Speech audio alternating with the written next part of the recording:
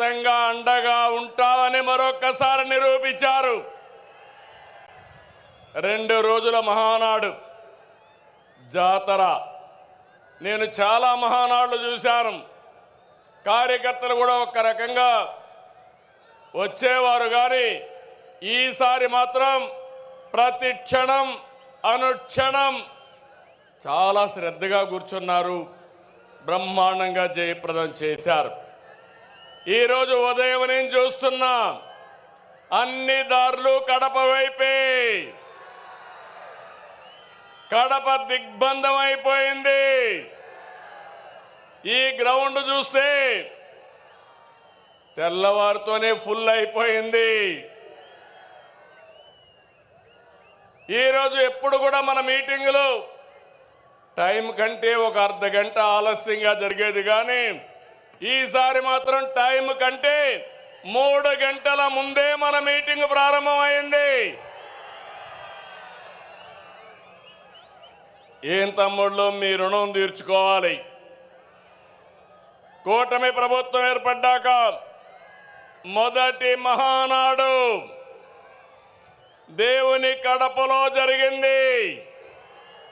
Response అదిరింది, super hit అయింది. ఇక్కడ ఒక విషయం మీకు చెప్పాలి. గత ఏడాది 2వ తేదీ ప్రజాగళం ఎన్నికల సభలో కడపకొచ్చాను. ఆ రోజు ఒక మాట చెప్పాను, కడప రాజకీయం మారుతోంది, కడప గడపలో మార్పు స్పష్టంగా కనిపిస్తుందని ఆ రోజు చెప్పాను. అది మీరు చూస్తే అహంకారంతో విర్రవీగే వారికి ఎన్నికల్లో కడప జిల్లా ప్రజలు అద్భుత చైతన్యంతో తీర్పు చెప్పారు. ఈ ఎన్నికల్లో ఒక కడపే కాదు, రాష్ట్రం ప్రతి ప్రాంతం అద్భుతమైన విజయాన్ని సాధించాం. ఉమ్మడి కడపలో 10కి 7 గెలిచాం. తమ్ముళ్ళు, ఇప్పుడు నుంచి కష్టపడితే 2029లో 10కి 10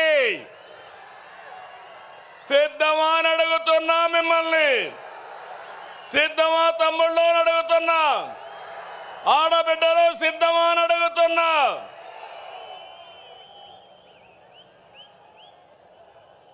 ఈ ఎన్నికల్లో రాయలసీమ ప్రజలు అద్భుతమైన తీర్పిచ్చారు.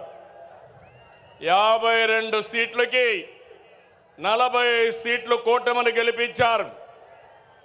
ఇందులో టీడీపీ 40 దాకా గెలిపించారు.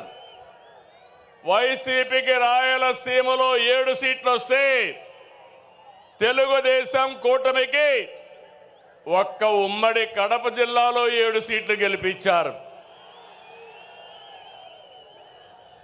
ప్రజా తీర్పు మళ్ళీ మనకు ఒక బాధ్యత గుర్తు చేసింది.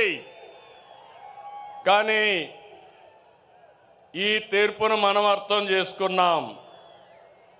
ఓడిపోయిన పార్టీ ఇప్పటికీ అర్థం చేసుకోలేదు, అర్థం చేసుకోదు కూడా. అధికారం కోసం పుట్టిన పార్టీ కాదు తెలుగుదేశం పార్టీ. ప్రజల జీవితాల్లో మార్చడానికి, మార్పు తేవడానికి పుట్టిన పార్టీ తెలుగుదేశం పార్టీ. అవునా కాదా అని మిమ్మల్ని అడుగుతున్నా. అవునంటే గట్టిగా చెప్పండి, చప్పట్లు కొట్టి. నా సుదీర్ఘమైన రాజకీయ జీవితంలో నేను చూశాను, ఎప్పుడు కూడా ప్రజలంతా కూడా అభివృద్ధిని, సంక్షేమాన్ని కోరుకుంటారు. ఇంకో పక్క పార్టీ ఎలా ఉండాలో, పాలన ఎలా ఉండాలో చెప్పడంలో తెలుగుదేశం పార్టీ ప్రస్థానం ఒక కేస్ స్టడీ. పాలకులు ఎలా ఉండకూడదు, పార్టీ ఎలా నలపకూడదు ప్రపంచంలోనే ఒక కేస్ స్టడీ వైఎస్ఆర్ పార్టీ అని చెప్పి కూడా నేను మీకు తెలియజేస్తున్నా. తెలుగుదేశం పార్టీ ప్రజా ఉద్యమాలు, పోరాటాలు, ఎన్నికలు, గెలుపులు కొత్త కాదని చెప్పి నేను మీకు తెలియజేస్తున్నా. గత ప్రభుత్వంలో 5 సంవత్సరాలు మనం పోరాటాలు చేశాం. హింసా రాజకీయాలు, హత్యలు, కేసులు, అవమానాలు, అవహేళనలు, బూతులు, అణిచివేత అన్నీ ఎదుర్కొన్నారు మా తమ్ముళ్ళు, మా ఆడబిడ్డలు. మీరే నా బలం, బలగమని మరొకసారి గుర్తు చేస్తున్నా. మొన్నటి విజయం వెనుక కార్యకర్తల పోరాటం ఉంది, మీ త్యాగం ఉంది, మీ కష్టం ఉంది.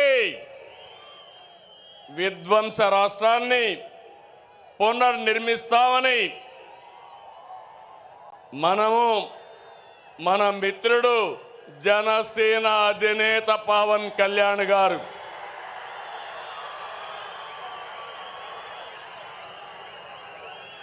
అదే మరిగా నరేంద్ర మోడీ గారి నాయకత్వంలో ఉన్న బీజేపీ ముగ్గురు కలిసాం, కూటమి ఏర్పాటు చేశాం. తమ్ముళ్ళు, అది చేస్తే దాని ప్రభావం అంతా ఇంత కాదని మరొకసారి విజ్ఞప్తి చేస్తున్నా. 94% స్ట్రైక్ రేట్, 57% ఓట్ షేరు, అదిరిపోయే మెజారిటీలు. ఒకప్పుడు ఎన్నికల అసెంబ్లీ అంటే 10,000, 15,000 మెజారిటీ వచ్చేది. మొన్న ఎన్నికల్లో కొత్త వాళ్ళకి సీట్లు ఇచ్చిన 83 మందికి 30,000 మెజారిటీలు వచ్చాయి. 30 మందికి 50,000 మెజారిటీ వచ్చింది. 10 మందికి 70,000 వచ్చింది. ముగ్గురికి 90,000 పైన మెజారిటీ వచ్చిందంటే ఇక్కడే గాజువాక ఎమ్మెల్యే పల్లా శ్రీనివాస్ ఉన్నాడు. 94,000 మెజారిటీ, అత్యంత మెజారిటీ. అదే మరి భీమనిపట్నంలో గంటా శ్రీనివాసరావుకి అదే మెజారిటీ వచ్చింది. మంగళగిరిలో తెలుగుదేశం పార్టీ యువగళం నాయకుడు నారా లోకేష్కి 92,000 మెజారిటీ వచ్చింది. వైనాట్లు, గొడ్డలి పోట్లు అనేది మన రాజకీయం కానే కాదు.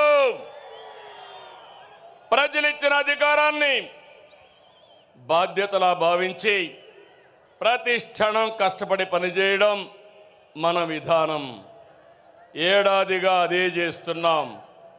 సరిగ్గా ఏడాది క్రితం రాష్ట్రంలో చిమ్మ చీకట్లలో అస్తవ్యస్త పరిస్థితిలో ఉంది. విధ్వంస పాలనతో రాష్ట్రం 30 సంవత్సరాలు ఎన్నికెళ్ళింది. తమ్ముళ్ళు, 10 లక్షల కోట్ల రూపాయల అప్పులు, 1,20,000 కోట్ల రూపాయలు బకాయిలు, వడ్డీని 40,000 కోట్లు సంవత్సరానికి. ఇది కాకుండా అసలు కట్టాలి, మళ్ళా మీ అందరికీ పనులు చేయాలి. ప్రభుత్వ ఉద్యోగాలకి జీతాలు ఇవ్వలేని పరిస్థితి.